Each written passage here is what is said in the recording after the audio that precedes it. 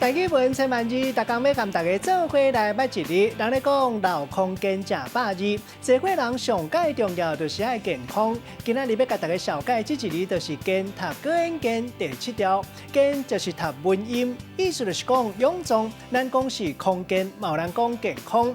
另外形容囡仔真天真、真浪漫，或者是讲代志真奇妙，咱会讲健丢。有一寡地头用来形容做伙人身体真勇健，讲伊是老健丢。另外嘛，讲一个人若是无头神，一日就放袂记哩代志，咱讲是健忘。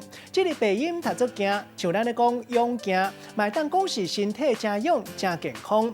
要带大家来做伙小解这两个词。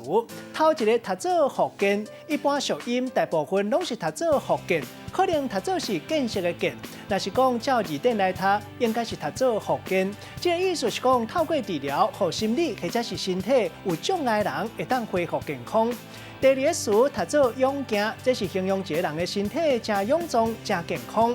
咱用一句话来举例，甲这两个词合做伙。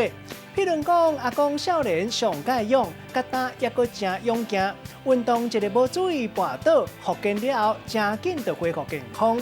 今仔日小解这一日读作健，这是文音；另外鼻音读作惊，提供予观众朋友来参考。